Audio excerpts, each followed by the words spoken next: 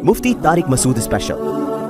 ज़ानी औरत की तौबा का तरीक़ा। अगर एक शादीशुदा औरत से कई बार ज़िना सरज़द हो और मुख्तलिफ़ मर्दों के साथ अब वो तौबा करना चाहती है और इसे बहुत शदीद निदामत है, तो अब वो क्या करे? क्या इससे निकाह ख़त्म होगा और इसकी तौबा के लिए क्या शर्त होगी? ज़िना बहुत बड़ा जुर्म है। कुरान में अल्लाह ने फरमाया, ये अपनी ख्वाहिश पूरी करने का बहुत बुरा रास्ता। और कंवारी लड़की का ज़िना करना बहुत बड़ा जुर्म, शादीशुदा का तो और भी बड़ा जुर्म, और मर्द का ज़िना करना भी बहुत बड़ा जुर्म, औरत का ज़िना करना उससे भी बड़ा जुर्म है। तभी अल्लाह ने जब ज़ानी की सज़ा बयान की है ना, तो औरत का जिक्र पहले किया। कुरान हर चीज़ में मर्द को पहले जिक्र करता है, औरत का बाद में। चोर का हाथ काटने की बारी आई तो अल्लाह ने फरमाया, चोर मर्द का भी हाथ काटो और चोर औरत का भी हाथ काटो। यहाँ मर्द का जिक्र पहले, औरत का बाद में। लेकिन ज़िना की जहाँ बात आई, अल्लाह ने फरमाया, ज़ानियतु वज़्ज़ानी फ़जलिदू कुल्ला वाहिदिम मिनहुमा मिअता जल्दा। ज़िना करने वाली औरत को भी 100 कोड़े मारो और मर्द को भी।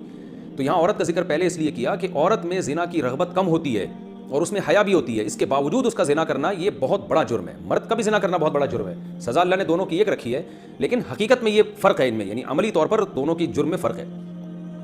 अब सज़ा अल्लाह ने एक क्यों रखी है? अल्लाह की हिकमतें अल्लाह बेहतर जानता है।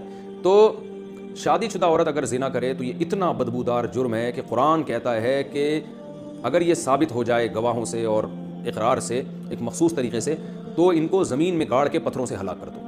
इसलिए भाई, अगर किसी औरत से भी ये जुर्म हुआ है या मर्द से, तो ये बहुत बड़ा जुर्म है, हल्का नहीं है। अब इस्लामी हुकूमत नहीं है, लिहाजा अल्लाह ने पर्दा डाला हुआ है अगर जुर्म के ऊपर, तो अब सज़ा तो जारी नहीं होगी रजम वाली, और वो अपने ऊपर खुद से जाके जारी करवाना भी कोई शरीयत में अच्छा काम नहीं है। अब यह है कि छुप के गिड़गिड़ा के अल्लाह से बहुत ज़्यादा तौबा करे।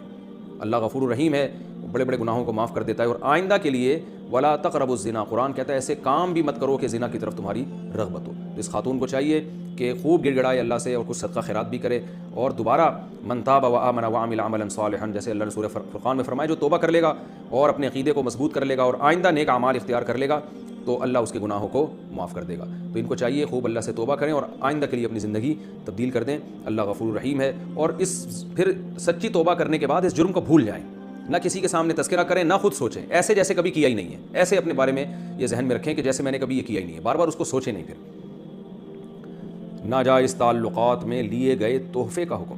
अगर किसी का नाजायज़ रिलेशन हो और मोहब्बत में तोहफ़े का लेन देन हो, तो क्या अब इन तोहफ़ों का हुक्म क्या होगा? क्या वो वापस करना ज़रूरी है? अगर अब इस बंदे से रब्ता नहीं है, तो क्या इससे रब्ता करके इसे सारे तोहफ़े वापस किए जाएँ या इसकी कीमत वापस ली जाए, या इसकी कीमत वापस की जाए? इस बारे में रहनुमाई फरमाएँ। देखें, अगर किसी से खुदा न ख्वास्ता नाजायज़ ताल्लुक़ था, तो उसने जो गिफ्ट उस ताल्लुक़ के को पैदा करने के लिए दिए, यानी किसी ने किसी औरत को गिफ्ट दिए, नीयत उसकी ये थी कि ताकि इस गिफ्ट से ये मेरे साथ नाजायज़ ताल्लुक़ रखे, और ख़ातून ने भी लिए इसी नीयत से कि भाई मैं इसलिए ले रही हूँ ताकि मैं इसकी ख्वाहिश पूरी करूँ, इसके साथ नाजायज़ ताल्लुक़ रखूँ, तो फिर तो ये गिफ्ट का लेन देन बिल्कुल हराम था और इस खातून के लिए इस गिफ्ट का इस्तेमाल जायज़ नहीं है। इसको सदका कर दें वो, या इस गिफ्ट को या इसकी कीमत को।